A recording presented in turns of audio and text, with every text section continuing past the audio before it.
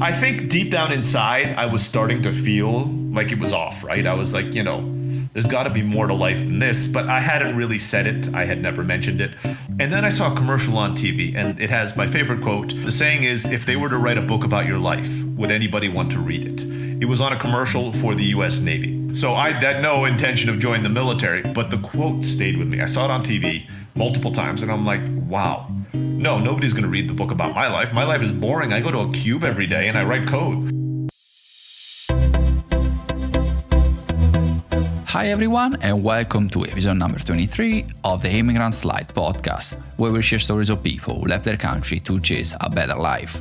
I'm Daniel DiBiase, and my guest this week has immigrated for the first time when he was only 19 months old. Of course, he didn't do it by himself, but he did move by himself when he was 16 years old to go to school in the United States. A few years after he graduated from college, he realized that he wasn't living a life he wanted for himself. So he decided to join the Peace Corps and moved to Mexico, where he met his wife and started his first business. Ray is now a serial entrepreneur, and together with his wife started Live Lingua, one of the world's biggest websites to learn a language. He shares his stories with us, covering how the Peace Corps works and why he decided to join the program. We also talk about entrepreneurship and online businesses and why moving to a new country should be on your business plan. Before moving to my conversation with Ray, consider subscribe wherever you listen to your podcast. It would be great if you give us an honest review on Apple Podcasts or Podchaser. Thank you. And now, please enjoy my conversation with Ray. Hi Ray, thanks for being on the show. Daniel, it's a pleasure to be here. Awesome. How are you? Well, not so bad. It's a little later for me here in Mexico than for you in Vancouver, but I think I'll survive. Yeah, we make it work. I think it's totally worth it. Just for start, I usually at this point ask my guest where they're originally from. But your situation is a little bit different because you were born in the Philippines, and when you were 1 year old, your family moved to Turkey. You were there for 15 years. So how would you answer the question, where are you originally from, or where are you from? I usually answer with, that's a loaded question, or what do you mean? So when people ask you where you're from, as you say, for a lot of people, it's a lot less complicated. It's where are you born and where's your passport from? Where's your passport from? And for most people, that's exactly the same thing, right? I was born in a country and that's where my passport is. For me, it's a lot more complicated. I grew up in a different place. I was born in a different place. I have multiple passports and I live in Mexico right now. And I've lived here for 12 years. So the easy answer, if I don't want to talk about it, is say I'm from the US because I sound American. Okay. And most people are like, oh, okay, I get it. But otherwise, I give them the more long-winded answer of, I was born in the Philippines, I grew up in Turkey, my dad's American, I have a US passport, and I live in Mexico. So that's my 10-second answer with everything. Because I've had to answer that question so many times. Yeah, no, exactly, because you were born in a country, you moved when you were 1 year old, so to another country, pretty much you grew up, you do your childhood in another country. Mm-hmm. That's why I was curious to see what's your answer. If I'm from the Philippines, I'm from Turkey, or something else. There's actually a doctor came up with a phrase, a PhD doctor came up with a phrase for people who grew up like me. We're called third culture children. It's where your parents are from two cultures and you grow up in the third culture. They call us third cultural children right now because apparently it's a growing demographic. So they had to come up with a label for us. And a lot of the people I grew up with were like that, right? International students, parents maybe from multiple countries, but they were also in Turkey because their parents' work was there and they were growing up in Turkey. So we are our own kind of subculture in the world right now. At least that's what I've been told. Yeah, no, you're right. So your life as an immigrant, let's put it that way, started when you were 16 years old, when you left Turkey to move to the US, right? That's right. Technically, as you say, it started when I was 11 months old, but a baby doesn't really count because if you grow up in a country, you kind of feel like you're part of that, right? So I felt Turkish, I spoke Turkish. The first time I actually felt like an immigrant, even though I had a US passport, was when I moved back to the US from Turkey when I was 15. Why did you go to the US? So my school in Turkey, in the U.S. school system, there are 4 years in high school, freshman, sophomore, junior, and senior years. And my school in Turkey, it was an American school, but they were kind of adding more years on as I was there, and they only made it to the sophomore year. So they didn't have a junior and a senior year yet. So my school ended. I could have gone in the Turkish system or to another international school, but my parents decided to send me to boarding school back in the United States near where my grandfather lived. So I did stay on campus, where I was studying in high school, but I had family nearby. They wanted me to do that so I could get a little more prepared for college afterwards. So they thought, hey, this is a good kind of intermediate step to get you used to going to college. Okay, so your decision was actually not yours. Was your parents decided it was the best for you to move to the US? Exactly. It was a necessity, right? It wasn't a choice. I really had almost no choice. I had to go there or somewhere else. How did you take the decision to move to the US? It was scary because, when you're living with your parents your whole life, they kind of take care of everything. And then suddenly I was in a place where they weren't there to take care of everything. They paid for the school, of course, but everything else was up to me. One of the big culture shocks that I had when I moved to the US, so the school I went to was a preparatory school, prep school in New England. If anybody's ever seen those old movies of those rich kids in suits and all that kind of stuff going to school, it was one of those schools. But my parents weren't rich. The school just liked having a 10% international student body because it made them look good. So I went in on a scholarship. So I was surrounded by all these rich American kids. And I was just this middle-class kid from Turkey. And I showed up there and I was so out of place. I didn't understand any of the cultural references. I spoke English. So the odd cultural thing for me was that everybody expected me to be American because I sound American when I talk to them, right? But culturally, I was absolutely not American. I had never seen a football game in my life, never seen a baseball game in my life. I had no idea what the rules for those things were. So I was like a double outsider when I moved to the United States. I didn't fit in with the international people because they're like, hey, you're American. What are you? You're not international. And I didn't fit in with the Americans because they're like, hey, you don't get any of the stuff we're talking about. So it was this weird space in the middle when I immigrated to the United States. So that means that when you were home, when you're in Turkey, you grew up speaking English in the house? With my dad, we did. With my mom, we spoke Tagalog. With my friends outside, I spoke Turkish, but I went to the American school. So at school, we would speak English, even though there was French class there as well. Whole nother story. My French is awful. Okay. And after you graduated from school in the US, did you stay in the US? Did you went back to Turkey? What did you do? No, we stayed. But what happened is just as I was finishing my high school, my parents decided to move back to the United States. And since my parents and my sister were the only tie we had to Turkey, and my sister was already back, was also in the same boarding school as me, she came a year later, we had no more ties to Turkey as far as family is concerned. We had a lot of friends, we still do, but I didn't have any reason to go back. So at that point, I went to college in the United States, and then I stayed there for another 4 or 5 years afterwards because it was what I was supposed to do, I guess, is the best answer, right? You go to school, you study something, you get out of school, and you get a job in what you studied, and you work there 40 years. That used to be the path that everybody was supposed to follow, right? You go to college so you can get a job, and then you can get a steady income, buy your house, and just live there for the rest of your life. So I kind of went on that path for about 5 years after college, and I stayed in the United States. I lived in Cleveland, Ohio, and in San Francisco for a bit, and I traveled quite a bit for work during that time as well. And while you were staying, the longer you stay in the US, did you start feeling like you were part of the culture, or you still feel an outsider? I was better at faking being part of the culture. And I think a lot of the immigrants on your show that kind of moved to the United States can probably relate to this feeling, right? Where you start having more American friends. And you go out and you kind of know the right things to say when you're there. Like I learned the basic rules of baseball and football. I still think they're boring, but I know the basic rules. So when they started talking about football games, I'm like, oh yeah, I know what you're talking about. And I could say the right thing at that time.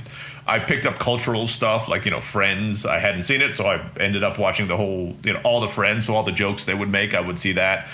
Big Bang Theory, whatever, comedy or cultural things were relevant at the time.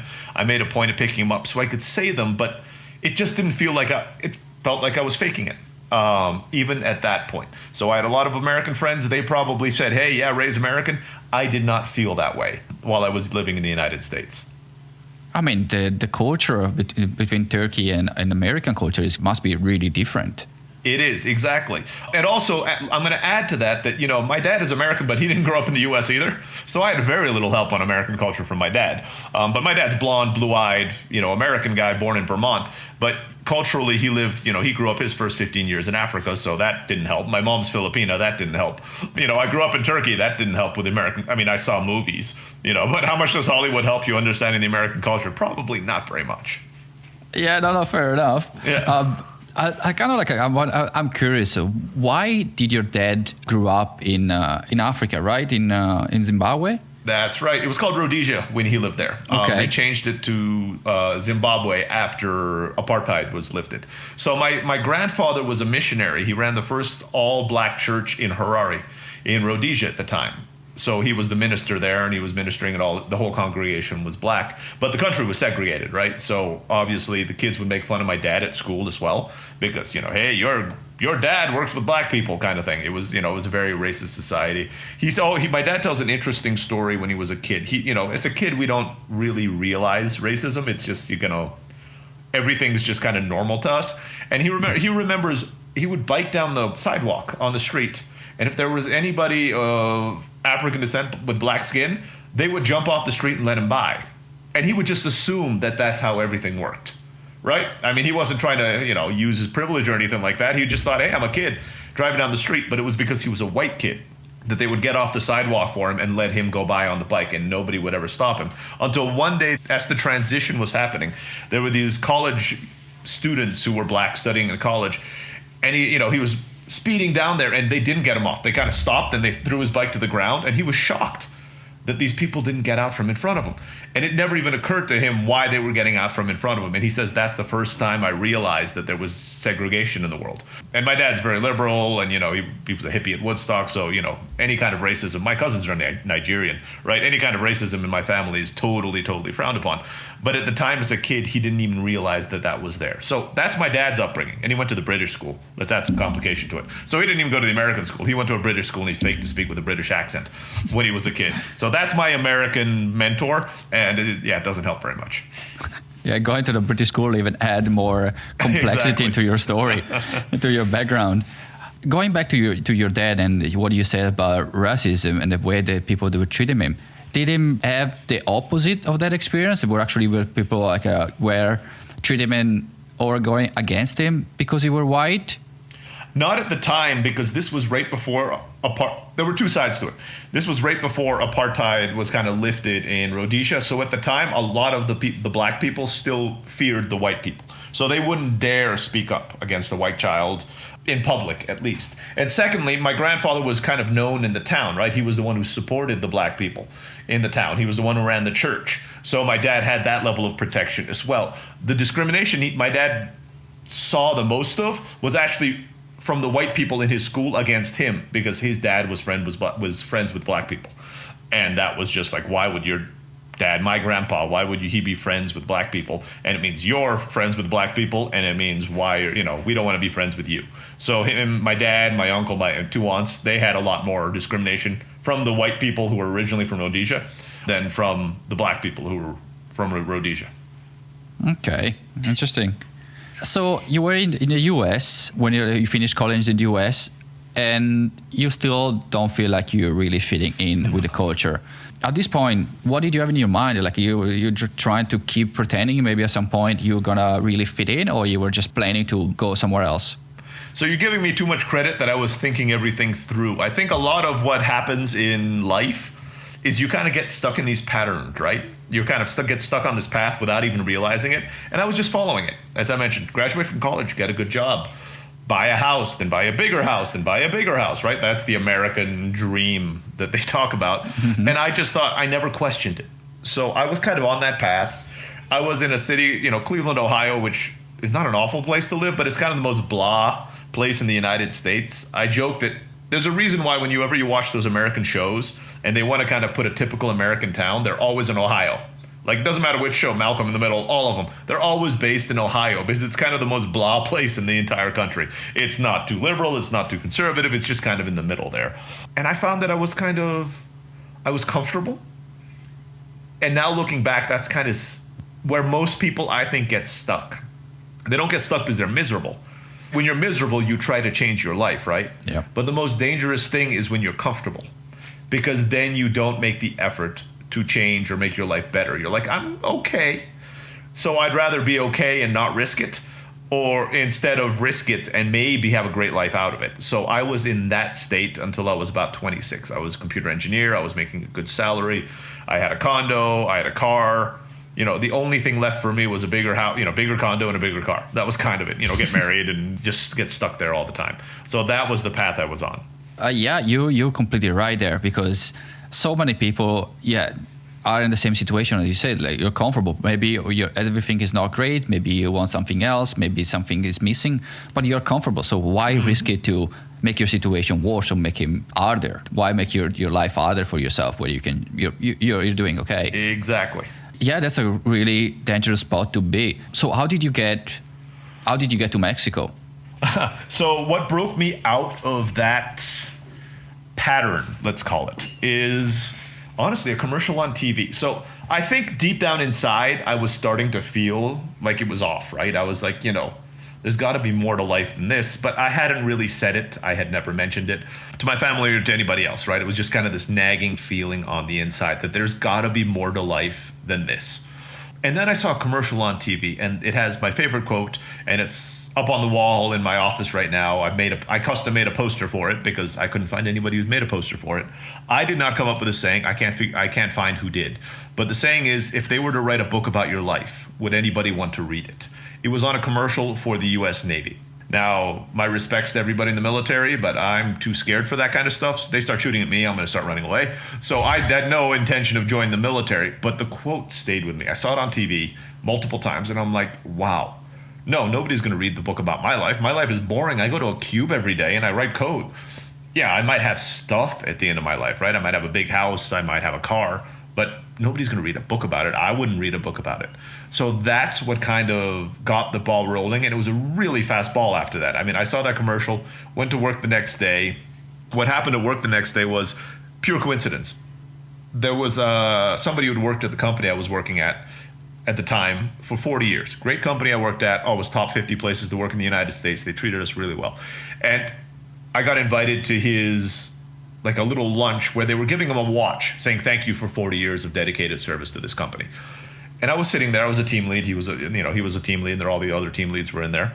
And I remember thinking to myself, is like, look, I know he's, I've been to his house for barbecues. He's got a nice house. He paid for his kids to go to college. His life is good, or his life is okay, but I don't want that life. 40 years down the road, I do not want that watch. In fact, I'm like, something went wrong if I get that watch 40 years from now. So later that day, I went back to my office, back to my cube, and sat in front of the computer. And there's an organization that I was familiar with, because my dad did use this organization, a volunteer organization. That's how we got to the Philippines and met my mom, called the Peace Corps. And I decided, I'm like, that's it. I'm quitting my job. I'm going to apply for the Peace Corps.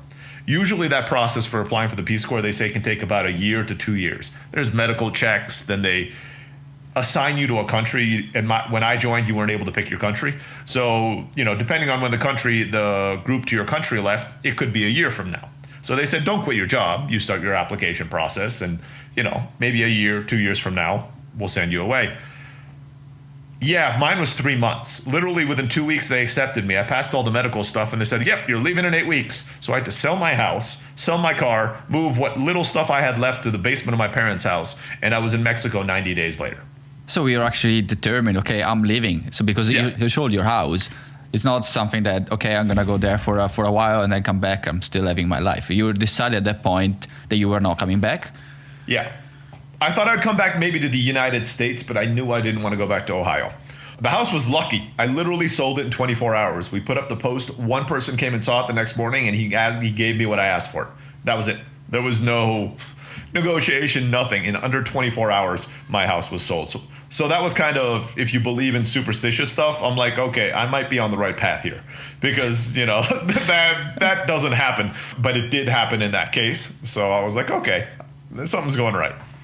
Yeah, so sometimes just things go in your way. Yeah, I had the same feeling that I'm not superstitious. I don't believe in this extra stuff. But sometimes I have the same feeling that when you make a decision, the things just aligns in front of you to make your path. And it seems like everything is designed to go in that way. It actually feels good. Like you sold the house. Yeah, my car was the same.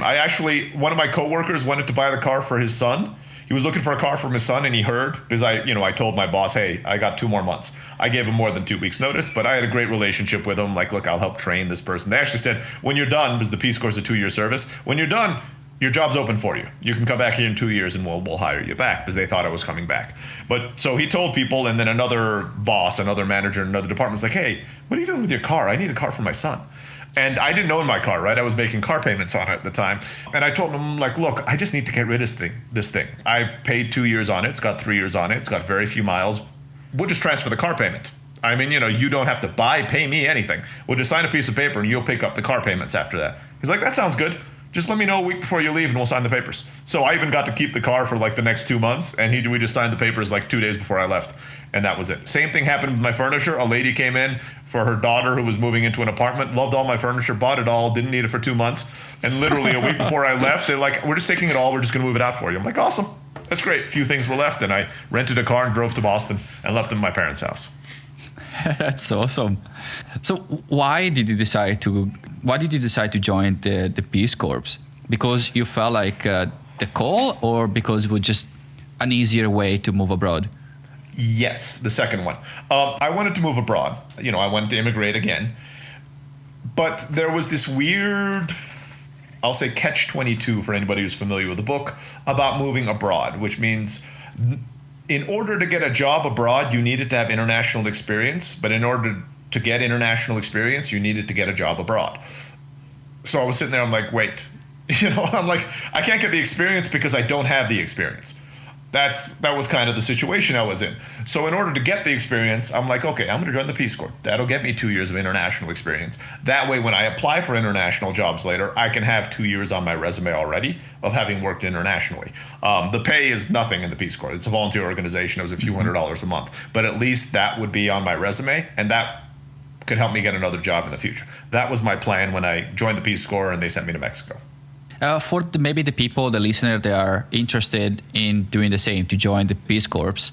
What's the process? And actually, more the process, because they can find it on the internet. But do they take care of everything, like flights, accommodation, and everything? You said you're not going to be paid very much. You're kind of more like a volunteer. But do you have to have money, have a saving on the side, or? No, not at all. So the way the Peace Corps works, one, it's only open to U.S. citizens or U.S. green card holders. So you do have to be in the United States for this organization. It's tied to the U.S. government. But if you're in the U.S. right now and you want to kind of do that, you're a naturalized U.S. citizen, you're looking for this kind of experience, the Peace Corps takes care of everything for you once you get accepted. It is an application process, so it's not that everybody who applies gets accepted into the program.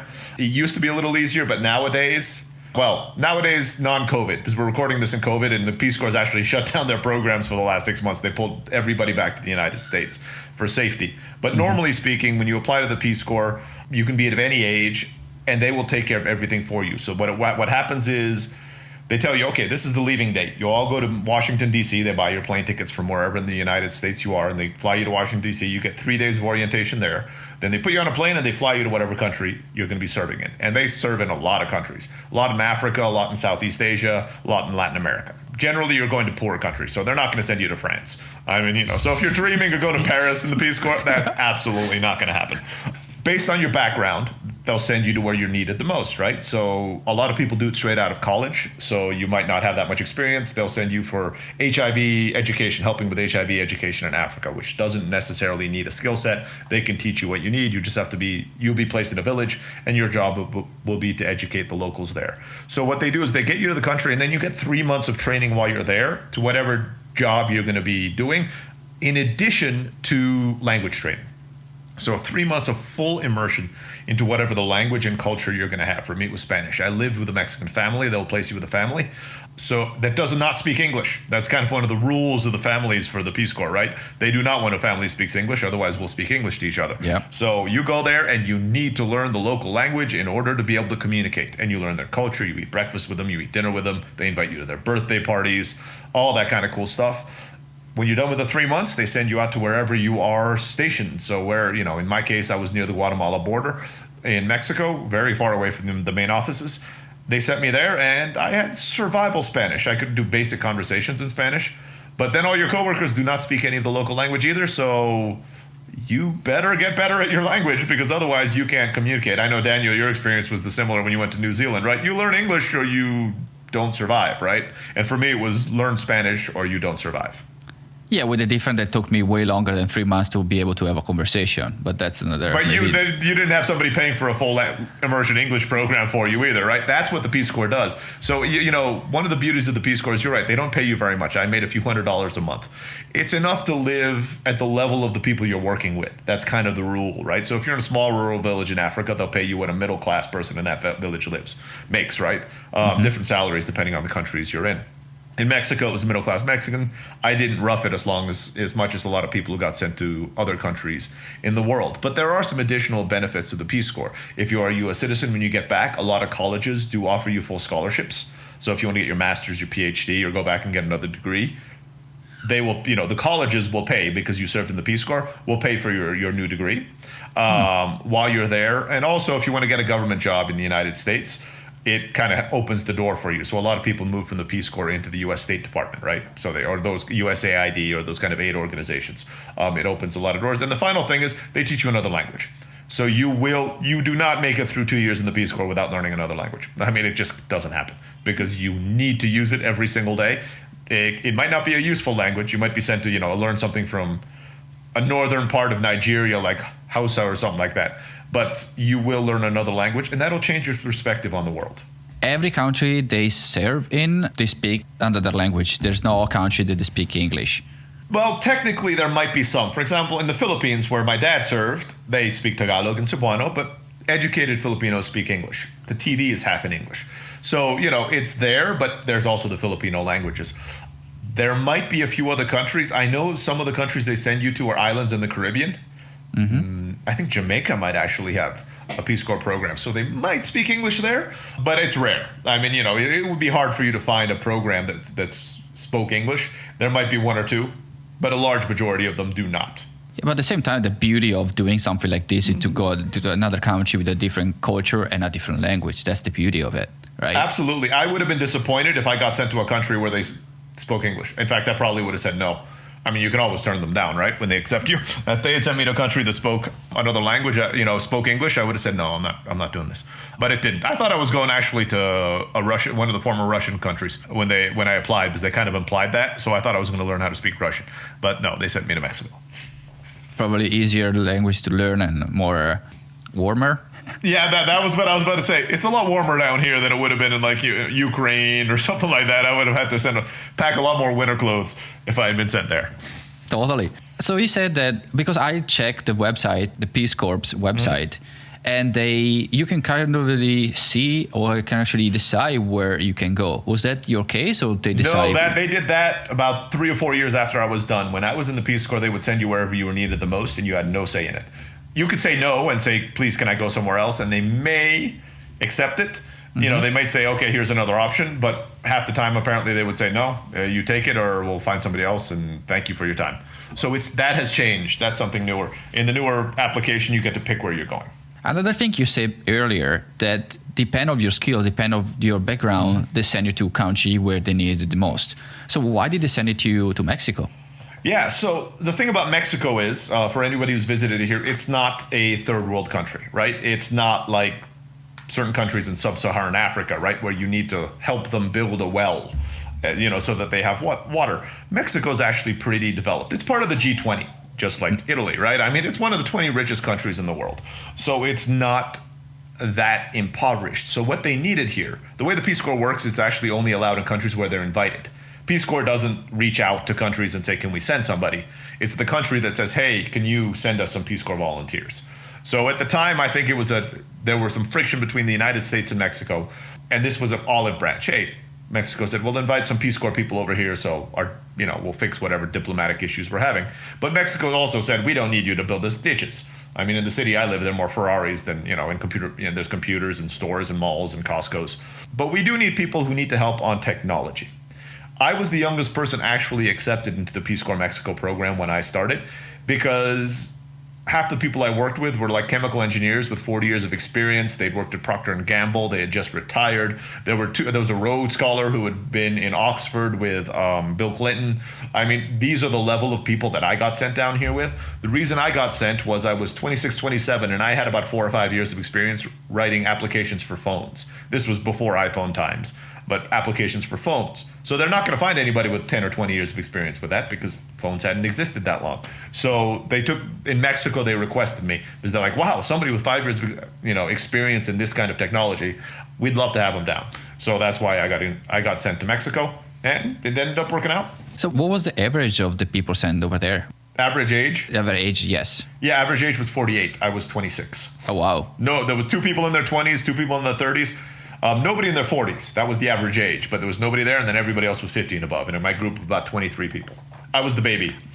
Yeah, which in a way is kind of cool, because you got to hang out with like people with so much knowledge, so much to learn. But at the same time, there's not really your buddies that you can have fun or whatever you can do. But that's the beauty, right? That's why I had to learn Spanish, because otherwise I'd be hanging out with people my parents' age the whole time. Great people, I'm still friends with them today. But I had to learn Spanish if I wanted to, have a girlfriend or meet anybody that was, my own age. I had to learn Spanish. So even more motivation to learn that language. Trust me, if you want to learn another language, start dating. That's the great way, the easiest way to learn another language. Yeah. Why did you decide to stay in Mexico and not going back to the US or to move to another country? So it occurred to me, and it dawned on me as I was here in Mexico, that in a way I found more opportunities here than I would have found in the United States, especially in the industry I'm in. My specialty is I build online businesses now, right? So I own one of the livelingua.com, one of the largest language schools in the world, and Podcast Talk, a software product that I'm launching. If I had tried launching these in the United States, it would have been too expensive, right? Because the cost of labor, the cost of living for me would have been so high that I would not have been able to dedicate myself full time to something like this. Here I had the resources. If you make $1,000 a month in Mexico, you're middle class. Mm-hmm. So all I had to do was make $1,000 a month. Then I wouldn't have to do any consulting. So I did consulting for the first year or so, right? Made enough money to kind of pay our bills, but that was working 10 to 15 hours a week. And the rest of the time, we were able to dedicate it to our businesses. And then as soon as we started making enough from our businesses, you just cut out consulting work. And that's kind of how we were able to build it. Those opportunities would not have existed in the United States. If you live in, where you live in Vancouver or San Francisco or Washington, D.C. or Boston, $1,000 a month, you couldn't live, right? You would still have to work a full-time job. Oh, absolutely. You can't even pay the rent. You couldn't, exactly. I'd be living on a box in the corner. But here in Mexico, at that point, we had a lady who cleaned the house. We had our food paid for. And that means we were able to dedicate ourselves 100% to our business on that. So I recommend to a lot of people, if you're looking to start a business, look at immigration to like a cheaper country as part of your business plan. You can always move back. If you build your business and you start making hundreds of thousands of dollars a month, move back to Canada, move back to the United States, right? Because then you can live comfortably anywhere in the world. But you wouldn't have even been able to start that business unless you moved to another country. And that's what I saw, the opportunity I saw by living in Mexico. I'm like, I can do things here, I can mess up here in ways that I could never afford to do in the United States. Yeah, that's a great point. That's a really great point. As you say, like, in Vancouver with $1,000, you can't pay the rent. No. You at least need at least double that. Mm-hmm. So yeah, instead of working 17 hours a week or 15 hours a week, you need to work 40. You have little time to start your business if you have to work full time. Exactly. A lot of people get stuck in that. Everybody, when I speak at conferences, everybody says, "Hey, I'd love to start a business one day, but I don't have the time." This is a way to make the time. Is just move. How bad does it sound? Hey, you got to go and. If I phrased it in this way, hey, you need to go and move to a tropical beach, have beers every morning, go surfing in order to start your dream business. Would you say no? I'm like, who would say no to that? I'm like, okay, maybe you don't like surfing. But, let's just say, all the rest of it, you're like, hey, that sounds amazing. That's what I recommend for people to do. Move to Latin America, move to Bali. Everything's cheaper. You have an amazing lifestyle, great food, great people, and you're able to kind of, build your own freedom, which you couldn't do if you're working from 9 to 5, 9 to 6 every day and commuting an hour each way, right? So you leave the home at 8 and you get home at 6 or 7 at night. You don't have the energy to do something like that if you do that. Yeah, no, I agree 100%. Yeah, that's a great point. That might be a conversation for another time because I have so many questions about that you have no idea. Going back to your story, the reason why you stayed in Mexico, for how long did you serve for the Peace Corps? It's 27 months. So 3 months training and then 24 months afterwards. So a little over 2 years. Can you extend the period or that's a Yes. set? You can extend it for 1 more year afterwards. And then generally, if you really like the country, there are these kind of job positions opened in the Peace Corps, kind of to help with the training of the new volunteers and stuff like that. So if you have a good reputation, you might be able to get one of those and you can extend your stay for a few more years. But generally, I'd say 90% are do it for 2 years, and then another 10% stay for 3, and then that 1% kind of applies for the job and stays for longer than that. So you stayed for what, 2 years, or you stayed there longer? I stayed for exactly the 2 years because at that point, my girlfriend and I decided to get married, and we decided to start our first business together. And so we were kind of excited. The Peace Corps doesn't know, but we kind of did all the planning and stuff the last 4 to 5 months of the Peace Corps. One of the beautiful things about the Peace Corps is they don't fill you up in work. I mean, it's kind of a much more relaxed job since you are a volunteer, and your position in the places you volunteer isn't already really that well established. You kind of find your own role, but it never becomes like a 40-hour-a-week job. So it's kind of a great, if you want to do a side hustle, Peace Corps is a great place to do a side hustle because they're paying all your bills. You're helping people, and you feel really good. You're just not making a lot of money, but all your bills are paid for. And if you're starting an online hustle, it doesn't take any money. So you have this this period of about a year to 2 years where you can actually start planning and building something. So when you leave, you might already have the $500 to $1,000 extra coming in. So you can just hit the ground running. I wish I'd planned it better. I didn't know that. We just spent the last 3 months planning our business and when we launched it. I didn't think 2 years ahead. Yeah, that's pretty interesting. So you finish your experience in the Peace Corps, and then you just started your online business with your future wife at the time, right? Still your girlfriend. We started actually a brick and mortar business because we didn't know any better. We started the traditional business. We started a school. So we rented a building. Students would come and have class with us. Kind of the same model that the Peace Corps taught, that immersion model that helped me learn in 3 months. We built a school built around that model. You'd come to Mexico. We would put you with Mexican families. We would have class during the day. We would take you on tours in the evening. And you would, live with your Mexican family and eat with them, at nights, breakfast, and on the weekends. We built that traditional school because, again, I was stuck. I thought that's what you're supposed to do, right? That's how you build businesses. You have buildings, you have all the rest of it. I didn't know any better. The online business started about a year later, and within 6 months, we're like, hey, let's offer Skype lessons. And within 6 months, it was making more money than our school was for a lot less work. And that's kind of when the light bulb went off, and we kind of started switching online. And so we still kept the school for about 2 or 3 more years before we sold it. But the transition was slow. I like to tell people I'm a little slow. It takes a while for my brain to process things. And it took me about 2 or 3 years to process that, hey, maybe this online thing is actually where I should be. Even though I'm a computer programmer, I should have realized that earlier. It took me 2 or 3 years to realize it. What year was that? Just to have a... We sold our business in 2012, the brick and mortar one in 2012. So we've been fully online for 8 years, even though we've had an online business for almost 12. So at that time, the internet was already a big thing. Everything was... Having an online business, having a website, that kind of thing was already normal at that point, right? It was starting to, when we started again, it was the online part, it was like 2009. And it was starting, but WordPress, if it existed, I hadn't heard of it. The online businesses before then were still like the big boys, right? You needed to hire a team of programmers. You needed to do all that kind of stuff. I was lucky, and this is the reason we have a little bit of an advantage in the beginning, because I was a programmer and there was no WordPress, there was no Wix or something to get your website up. There were some basic versions of that, but not very sophisticated. So I was able to get a website up while other people, might have had to pay a programmer to do it. That helped us out.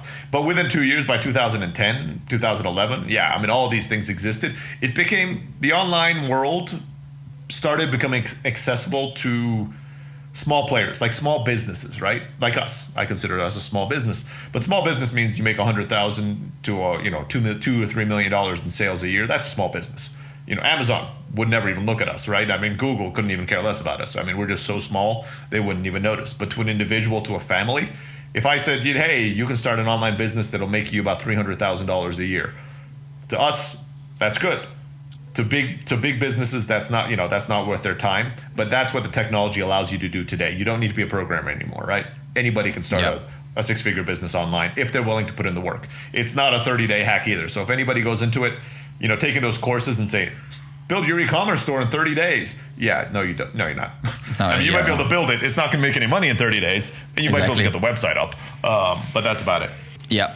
And going back to your immigration story, what was the biggest challenge that you had to face in your immigration journey?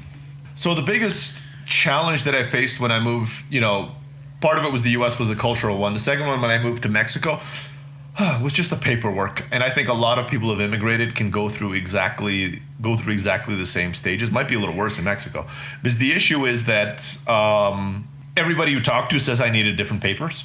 So I'd go in there with a list, and the first lady would go and check off, you don't need these 3 things. So I go back, and another lady sees me, he's like, yeah, you need those 3 things. I'd already waited 4 hours in line, and there's like, no, you got to come back another day. So you go back and do that, and that'll help. Then it took me like 4 or 5 times to get it in. And then they said, okay, we're accepting your papers. They sent it in, and it took them like 3 months to get my visa. So I got an email saying, hey, your resident card is here. So I show up there, and they're like, no, there's no resident card here. Come back next week. So I went back next week. No, there's no resident card here. And then I did that for about 2 months. And then I went back one day, and it's like, no, you didn't come to pick up your card. So we sent it back to the office. And I still told her, I'm like, because it was the same lady. I'm like, I've been here every week for the last 2 months. You saw me. She's like, oh yeah, you do look familiar. Let me see what happens. So they had to call the office. It took another 2 months for them to send it back. And then I had to go and wait in line again. And they finally got me my green card, my Mexican equivalent of a green card. So that was probably the most tedious part in the entire process. And then on the business and personal side, in the beginning, we mistakenly tried to open stuff up kind of with my wife and I, me as an American and my wife as a Mexican.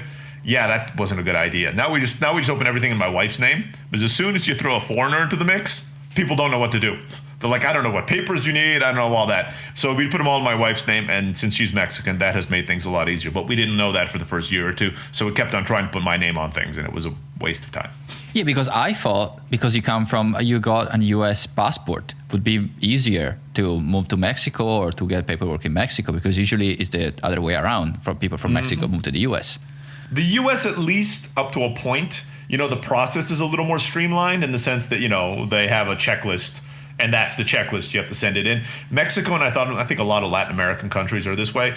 And I think probably Italy, you can probably relate, right? It depends on the mood of the person you're talking to in the government office on that day, what papers you need, right? If they're in a great mood, then everything might go easily. If they're in a bad mood, then they're going to cause a lot of trouble for you. And there's not really much you can do about it, right? So, yeah, absolutely. And do you feel lucky to be an immigrant? Absolutely. I think immigrant is one step before what they call today, this whole digital nomadism, which is kind of becoming more trendy, in that you become a citizen of the world. Immigrant means you are willing to move where opportunities are, right? Whether that means moving from a poorer country to a richer country, or now a richer country to a poorer country. But you're willing to move where the opportunities are. And anybody willing to take that risk, I think, on average, will end up having a more interesting and a more successful life as a result of that. A lot of the challenges that you see, politics in the United States right now, a lot of people can't find jobs because there's no jobs in the area they were at, right? They used to work at a factory, the factory moved. But they stayed there, and they weren't willing to move to, maybe there's another factory in another part of the country, where there was a job, or maybe there's a factory in another part of the world where you could get it. You could get a job. It would pay you less in US dollars, but by your lifestyle would actually be better, right? Because let's say you went to Vietnam and you became a head of a factory there because you had experience working in the US factory. You might, in dollars, make less money. But in Vietnam, you'd have a maid, a cook, and a cleaner for that same salary. You'd have a driver taking you to work, and you'd live in the nicest part of town. Even though if you looked at your bank account in dollars, it would be lower, right? So if you're willing to do this, and immigrants are willing to do that, there are so many opportunities out there in today's world. It's not that jobs are disappearing. Jobs are just moving. And if you're willing to move to where they're at, the opportunities stay the same. And not just opportunity, as you said before in your experience, sometimes you don't fit in with the culture in your country. Maybe you feel like the country can't give you the opportunity that can give you the lifestyle you want. Because yes, I come from Italy, you were in the US, so you can have a pretty good life. But there's other people that they don't have that luxury. They don't have, maybe they come from a poor country where they don't have the opportunity. And so that's the way for them to immigrate. And also, correct me if I'm wrong here, but what we were talking before about when you are too comfortable, you feel stuck in this space that you can't. You don't really. You're stuck in there. You're in your comfort zone. And I think being an immigrant just get rid of all this comfort, because you already been out of your comfort zone. You already been out your bubble, and you already know that once you get there, things get real, and that you can accomplish way more than you ever accomplished before. So even then, I speak from my experience now that I felt, even when I was in New Zealand, I felt too comfortable. My life was too comfortable, and that's where I decided to move again, because I wanted again that rush, that fight on flight mode that you can give 100%, and that's why I immigrated again. And did you have the same kind of experience, or did you feel like you're in your comfort zone and you feel like you want to go somewhere else? Oh, we're looking to move in 2 years. So yeah, if it wasn't, my son is 9 months old as soon as he's 3. And I apologize if whoever's listening to this hears some yelling in the background. That's a 9-month-old, 2 doors down. You're absolutely right. Because comfortable means you're not growing, in my opinion. As a person, as a human being, you're not growing. In order to grow, you have to push outside of your comfort zone. Moving is a very easy way to do. There are other ways to do that. You can push yourself outside of your comfort zone by staying in your own place, but that takes a lot more discipline. And I think most people, myself included, don't have that level of discipline. But if you really want to grow as a human being, move somewhere else. Move somewhere else in the world. You will have to learn a new language. You'll have to open your mind to how things work. Culturally, getting a taxi. I mean, going to the UK and just look in the different direction when you have to cross the street, right? I mean, there are just things like that travel and immigrating open up to you. So if you really want to reach your true potential as a human being, I think travel, and if you're willing to do the risk, immigration is a great way to kind of a shortcut for you to reach your true potential. Because as you say, it'll push your comfort zone, and you got to get more comfortable, and you got to learn new skills, and you got to learn new things. And in the long term, I think, going back to that saying I said in the beginning, if they were to write a book about your life, would anybody want to read it? Yeah, the quickest way to do that is travel, and go somewhere else. You want an interesting life. I think that's what most of us are looking for, is kind of an interesting life, not an easy life. An easy life gets boring for a lot of people, and that's where a lot of the discontent comes from. My life's easy. You're never happy where you're at. You could be making $1 million a month, and you would still be looking at the guy who makes $1.5 million a month. So grow internally, personally, and that's kind of the way to be happier in the long term. At least that's what's worked for me. I agree 100%, and I love that quote. I'm going to write that down. Absolutely. I should start selling those posters I designed. I'm like, nobody else has claimed them. I should just put them up on Amazon and see if anybody buys them. So put your name on it. I will. I'm like, Ray Blakeney. I'm like, yeah, totally, it wasn't me, but I'll take credit for it, I guess. If nobody does, why not? Yeah. And last question: do you feel like, or do you think that the way or the fact that you traveled, you decided to move and now you're moving again, part of it comes from your dad that was born in a country, then he traveled. He traveled quite a bit, right? He did, and it actually didn't start with my dad either. My grandfather grew up in China, yeah. So we actually so my family's been immigrated to the U.S. on my grandfather's side, 200 years ago. They went to Canada first, Nova Scotia, and they moved down. But for the last 100 years, no Blakeney has actually grown up in the United States. We've all had U.S. passports, but my grandfather grew up in China. My dad grew up in Africa. I grew up in Turkey, and so kind of it's been in our blood ever since. I'd be disappointed if my son grew up in the country where his parents were from, which is why we're moving. My wife totally agrees with that. We want him to grow up at least trilingual. So Spanish is taken care of from his mom. English is taken care of from me, and we're looking to move probably to Singapore because we want him to learn Mandarin. We don't want to live in China because the limitations in China because with the internet would not be feasible with our online jobs. But Singapore is one of the 3 languages they speak there is English, Hindi, and Mandarin. So we were going to send him to we'll send him to a Mandarin school while we're there, and so he'll hopefully be able to speak with I think 60% of the world's population in their native tongue by the time he's 6 or 7 years old. That's crazy. I'm so jealous. I just want to add one thing. Have you ever done a family tree in your family? Because that must be like a crazy thing to do. My grandfather actually did, but he only did the U.S. side. So he kind of did the U.S. side, traced it all the way through. We also have, my cousin's Nigerian. She lives in Lagos, and that's from my mom's side. Because my uncle was an airline pilot, married a woman in Lagos, and ended up settling down in Nigeria. Because even on my mom's side, there's travel, right? My aunt, who was a nurse, she lived in Germany, so she speaks German. Then she lived in India for a while. I have some cousins who live in Singapore right now. Yeah, I mean, I have not done a family tree, but it'd be really interesting to do it. I mean, we have people all over the world. I joke that when we have a family reunion, it looks like those United Colors of Benetton ads, where you have people of every single color. That's kind of what my family reunion would look like. Yeah, that's crazy. That's so cool. Awesome. So if anybody wants to reach out to you and wants to connect with you, what's the best way to reach out to you, to connect with you? Sure. So I do encourage everybody to reach out to me, especially with online entrepreneurship. That's kind of my sport. I love this stuff. This is fun for me. So you can reach out to me either through my businesses, livelingua.com, livelingua.com. Just go to the staff page, and there's actually my profile with my email there, so you can contact me there. Or you can go to my new project, podcasthawk.com, podcast, then HAWK, the animal.com. Since I bootstrap businesses, I'm customer support. So go there to the contact us page, fill out the contact form, that'll come to me. Or you can find me on Facebook, just look up Ray Blakeney and look for somebody who's doing Japanese sword fighting, which is my hobby, and that you'll have found me. There are other Ray Blakeneys out there, but I'm pretty sure I'm the only one who has a sword fighting picture. So those are the three best ways to get in touch with me. Yeah, we didn't cover that part of the sword fighting. Maybe in the next episode. I don't think that's immigration related, but it's definitely fun. Yeah, no, exactly. It was a personal question there more than anything. I was pretty curious about it. Maybe in the next episode. Awesome. Absolutely. Thank you so much for your time, Ray. That was a pleasure. That was awesome. Daniel, thanks for having me on. It was a blast. Yeah, no, I agree. Thank you so much. Bye, Ray. Bye-bye. Thank you so much for tuning in this week. I hope you enjoyed this episode as much as I did. You can find the show notes with everything we discussed and how to get in touch with Ray at immigrantslive.com/episode 23. Episode 23 with 23 number like a 2 and 3. On our website, immigrantslive.com, you will also find more amazing stories, and soon we'll open a new section where you'll find great tools for immigrating.